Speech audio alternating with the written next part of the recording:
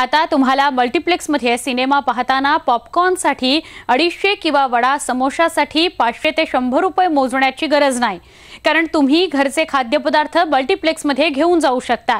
1 August पासून सगळ्यांना मल्टीप्लेक्समध्ये घरचे खाद्यपदार्थ घेऊन जाता येणार आहेत। राज्यमंत्री रवींद्र चव्हाण यांनी विधान परिषदेमध्ये ही महत्त्वाची माहिती दिली। तसंच मल्टीप्लेक्समध्येच विकले जाणारे खाद्यपदार्थांची सक्ती करणाऱ्यांवर कारवाई करणार असल्याचं रवींद्र चव्हाण यांनी स्पष्ट केलं।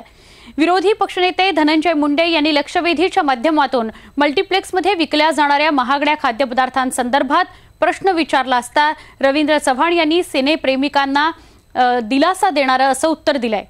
आतापर्यंत मल्टीप्लेक्समध्ये महागड्या खाद्यपदार्थांच्या नावाखाली ग्राहकांचा खिसा कापला जात होता, मात्र आता ग्राहकांना बाहेरचे पदार्थ मल्टीप्लेक्समध्ये नेता येणार आहेत।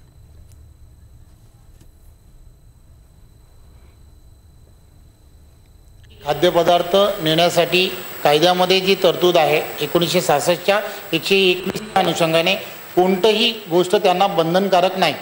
त्यामुळे त्या संदर्भातले निर्देश दिले आहेत की कोणीही त्या संदर्भातली अडवणूक करू नये। जी कायदा आणि सुव्यवस्था राखली पाहिजे त्यासाठीच फक्त जे तुम्हाला तेवढेच फक्त अधिकार आहेत तेवढंच त्यांनी करावं, अशा प्रकारचे निर्देश त्यांना ऑलरेडी दिले आहेत। मल्टीप्लेक्स असो किंवा फूड मॉल्स असो, बाहेर ज्या दराने मिळतील किंवा त्याच्यापेक्षा 5% वाढवून त्या मल्टीप्लेक्समध्ये फुटबॉलमध्ये या ठिकाणी खाद्यपदार्थ मिळावे। पण राज्य सरकारला त्या ठिकाणी कायदा करण्याच्या बाबतीत काही अडचणी आहेत। पण केंद्राचा एक कायदा आहे जो MRP ज्या दुकानात ज्या दराने त्या ठिकाणी खाद्यपदार्थ मिळतं त्याच MRPनी त्याच दराने खाद्यपदार्थ हे मल्टीप्लेक्समध्ये मिळायला पाहिजे आणि 1 ऑगस्टपासून त्याची अंमलबजावणी केली जाईल याची जबाबदारी सुद्धा राज्य सरकारने आज या ठिकाणी घेतलेली आहे।